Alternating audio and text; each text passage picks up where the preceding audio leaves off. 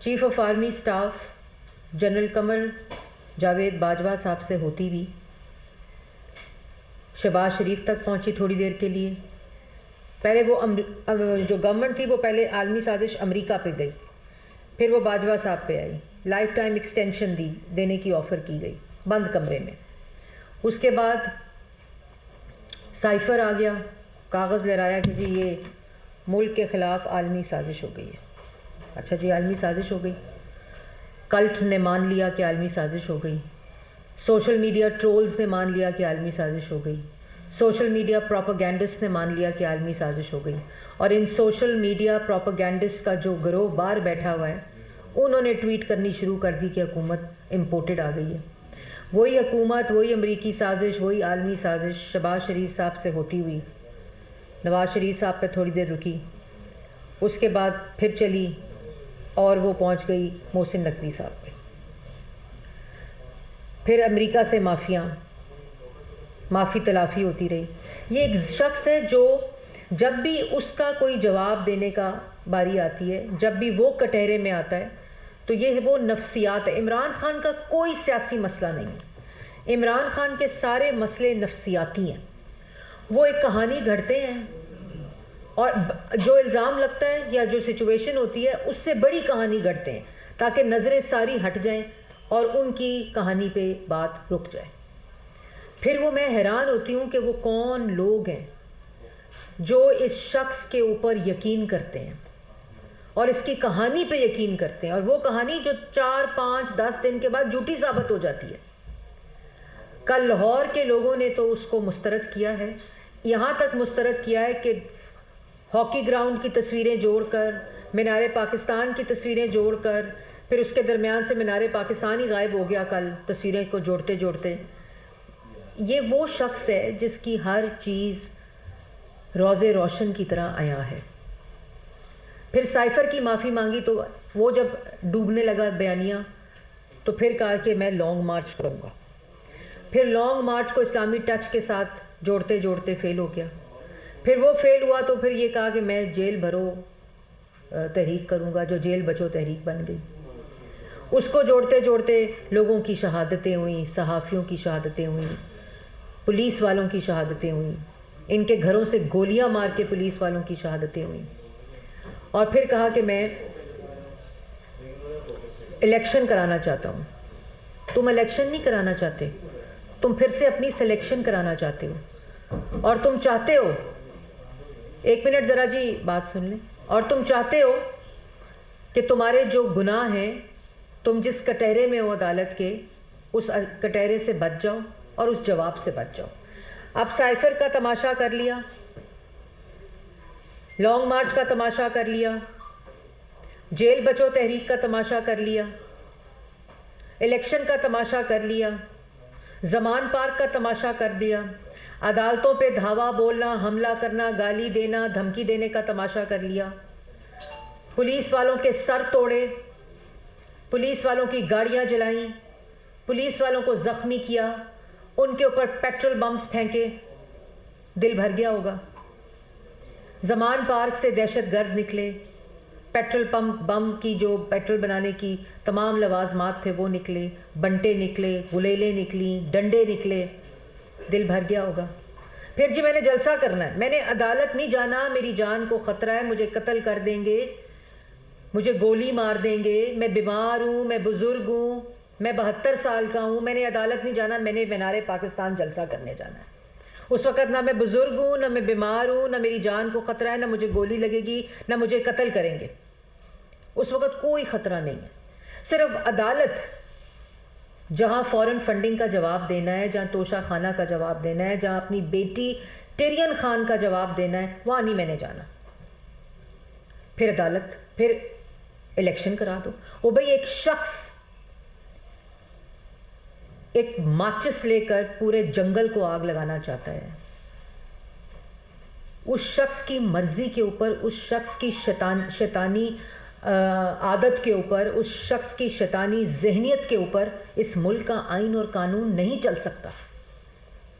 اگر تم ملک میں الیکشن چاہتے تھے, اگر تم ملک کے اندر آئین چاہتے تھے, جو تم جس پہ لیکچر آج کل دے رہے ہو, تو پھر تم نے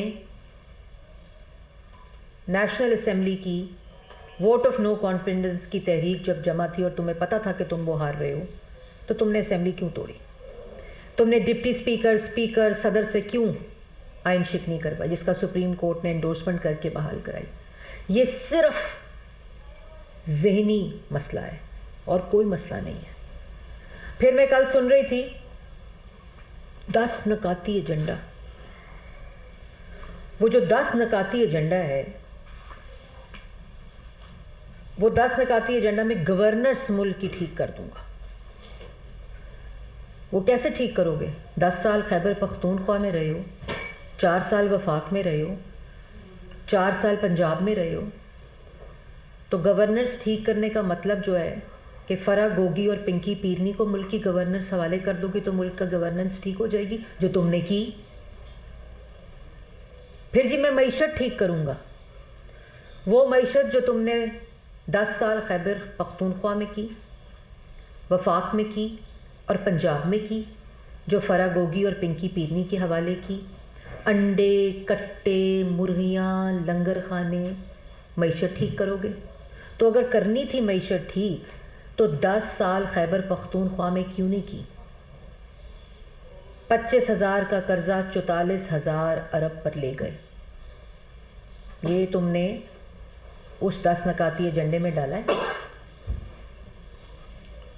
پھر اس کے بعد جی قانون ٹھیک ہونا چاہیے۔ قانون اس ملک کا بالکل ٹھیک ہو جائے گا اور ٹھیک ہونے کی طرف گامزن ہے جس وقت تم، فرا گوگی، پنکی پیرنی اور تمہارے سارے جو کھلنڈرے، چور اور ڈاکو تمہارے ساتھ تھے وہ کٹہرے میں کھڑے ہوں گے۔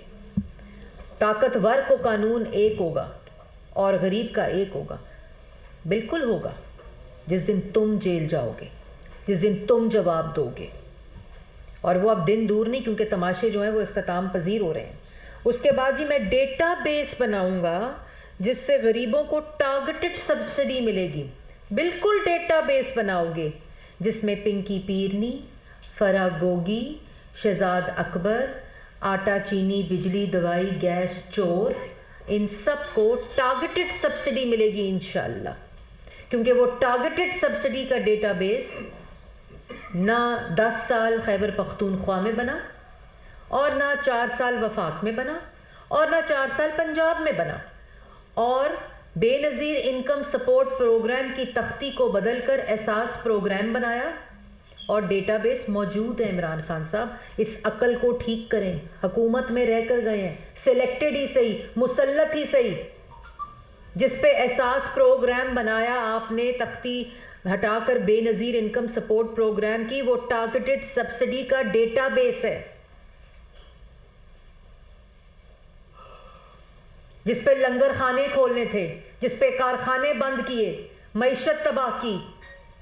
پھر اس کے بعد صحت کارڈ پروگرام جو 2014 میں نواز شریف کا صحت کارڈ پروگرام تھا، اس کو صحت کارڈ پروگرام بنا لیا۔ پھر جوان پروگرام جو نواز شریف کا یوتھ پروگرام تھا، اس کو اردو میں جوان پروگرام کر کے وہ بنا لیا۔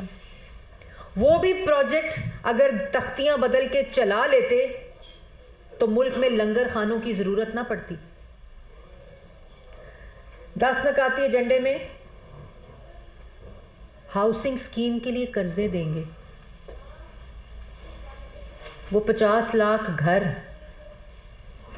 جو آپ کی بیگم القادر ٹرسٹ کی شکل میں لے گئی، جو آپ کی بیگم لوٹ مار کر کے لے گئی، پنکی پیرنی کے ضرور 50 لاکھ گھر بن گئے ہوں گے۔ کون سی ہاؤسنگ سکیم کے لیے قرضے دیں گے؟ وہ جو 50 لاکھ گھر بنانے کا وعدہ کیا تھا۔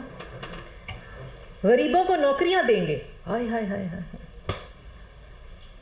1 کروڑ نوکری کی بجائے صرف 4 سال وفاق میں پاکستان کے اندر 1 کروڑ لوگوں کو بے روزگار کر کے چلا گیا۔ معیشت ٹھیک کریں گے، ملک کی معیشت کو بے روزگاری، مہنگائی، سونامی میں ڈبو کے چلا گیا۔ یہ دے رہا ہے 10 نکاتی ایجنڈے کا پروگرام، اس پہ 10 چپیڑیں پڑنی چاہیے تمہیں۔ کہ 10 سال تم خیبر پختونخوا میں لے کر گئے ہو, ہر فائل کرپشن سے ہٹی ہوئی اور جواب نہیں دیتا. ہم سے سوال ہوتا تھا کہ اگر آپ الزام لگا رہے ہیں تو جواب دو. اب سارے کیسز کورٹ کے اندر پڑے ہیں, جہاں ٹانگ توڑ لیتا ہے, سر توڑ دیتا ہے, آئین توڑ دیتا ہے, جھوٹ بولتا ہے, بیمار ہو جاتا ہے, بزرگ بن جاتا ہے, 72 سال کا بن جاتا ہے, صرف جواب نہیں دینا. اس کے بعد کہتا ہے کہ منی لانڈرنگ پر قابو پائیں گے. او بھائی فورن فنڈنگ کا جواب دے دو, پاکستان کی منی لانڈرنگ پہ خود قابو پایا جائے گا. وہ شخص جس نے دونوں ہاتھوں سے پرائیویٹ جیٹس کے اندر پیسے بھیجے اور پیسے منگوائے, وہ کہتا ہے منی لانڈرنگ پہ قابو پائیں گے. 190 ملین بند لفافے میں کابینہ سے اپروو کروا کر اس کا جواب بھی نہیں دیتا, کہتا منی لانڈرنگ پہ قابو پائیں گے. اس کے بعد